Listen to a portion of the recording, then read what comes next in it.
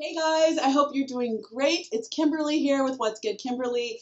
I haven't seen you guys in a minute, but I'm actually not here to talk about a film review or a show review. I want to talk to you about a play. And this play it electrified me from head to toe. It brought me to tears. It educated me and it was so transformative. This play is called Fetch, Clay, Make Man, and it's directed by Debbie Allen.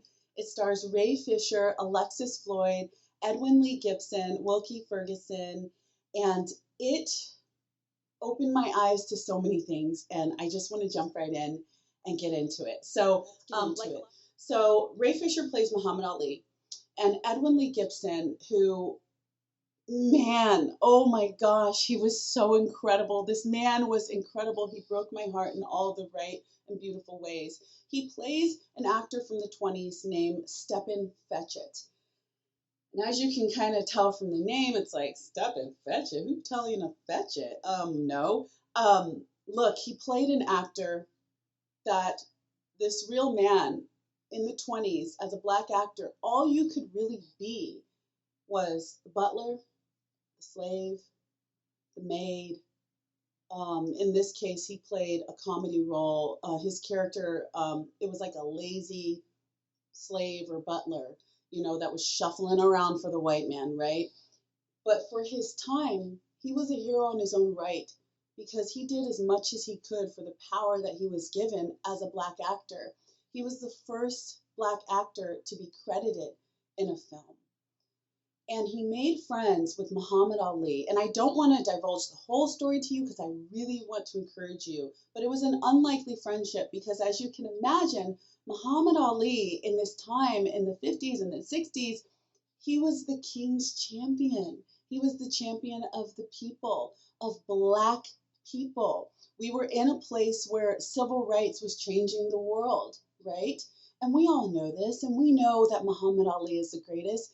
But this dynamic of the relationship between Stepin Fetchit and Muhammad Ali was so interesting to me because it's so, if you read your history books or if you learn your history, you know the struggle between blacks and whites at that time and the struggle for black people to use a voice we've always had but never really had the power to use in the manner that Muhammad Ali was.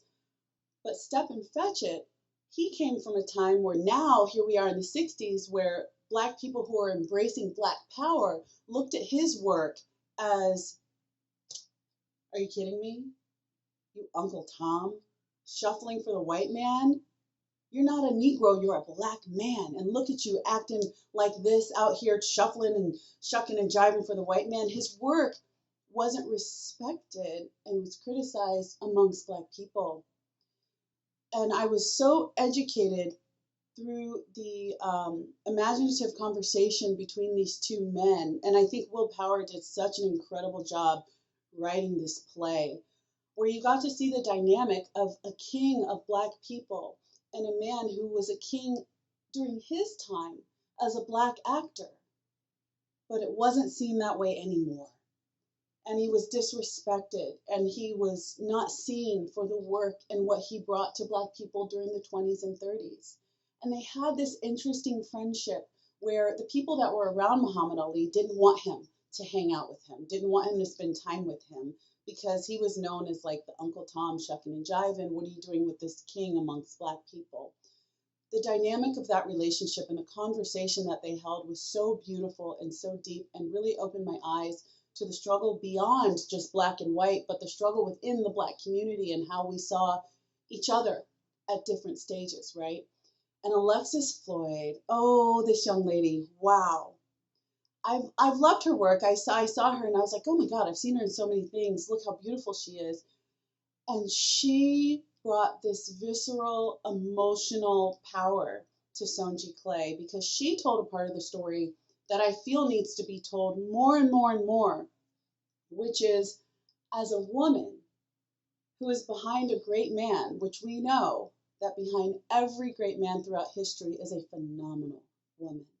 And to be married to a king of black people, the pressure, the expectation that comes with that, and not just as a black woman, but as a woman, facing something that all women of all kinds face when you are married to or with a powerful man, is sharing your man with the world.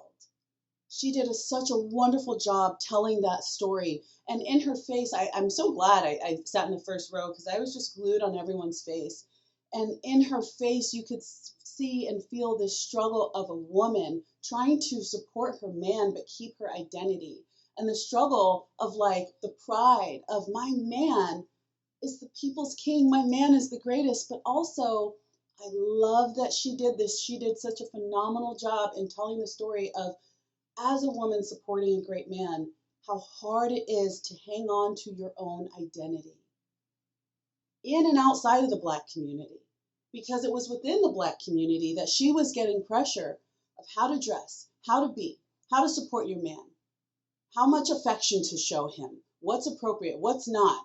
When you're sharing your man with so many people, she told the story of how do you keep your identity as a woman and not get it lost in my powerful man. I thought she did such a beautiful job in that. And I just, oh God, I was so happy to give a standing ovation because I just wanted to like walk up to her and be like, can I just, as a woman, can I just like applaud you because you really spoke for us? And Edwin Lee Gibson, he made me cry so many times during this performance because during a time where Black people were finding their voice and using their voice and protesting and fighting back and going, actually, I'm not going to live like this. I'm not going to let you talk to me like that. I'm not going to let you have rules and laws that keep me from being the greatest that I can be, because this man, Muhammad Ali, is showing all of us how great we can be. He came in and was like, hey, I'm a hero too, but in my own right, in my own way, and you may not understand. All that shucking and jiving that you saw, that was opening a door for you to do what you're doing. It was so beautiful. And theater, it did, I know this, but how silly am I to not see a play in so long? What theater does is you're in there with the actors. The energy is electrifying. You're in the energy of the performance in real time. And that shared energy, I mean, Ray Fisher's Muhammad Ali, he brought me to tears so many times. He sounded like Muhammad Ali, he moved like him, but in his eyes, I love seeing plays because I'm like, I like to look at people in the eyes because I want to feel what this character's feeling. And any great actor is just being that character, right? And I was really close to the stage and I was looking in his eyes, and at one point I just couldn't stop crying.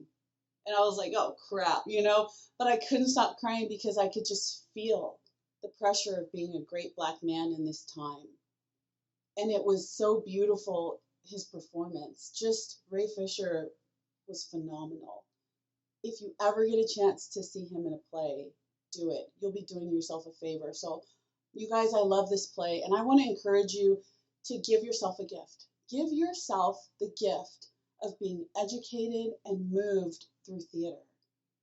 Please do that. It's summertime. There's a lot of blockbusters out there. I get it, but if you're in the LA area, please, if you're flying in from out of town, it's summertime, people are on vacation, do yourself a favor. Go to the Kirk Douglas Theater and see Fetch, Clay, Make Man. It was phenomenal, and I highly suggest that you go see this and that you support theater and continue to support our artists. I love you guys. It's been a minute, but I'm really happy to be back and talking about a play this time. So hopefully next time we'll talk about some film. I love you guys, and I hope you have a wonderful weekend.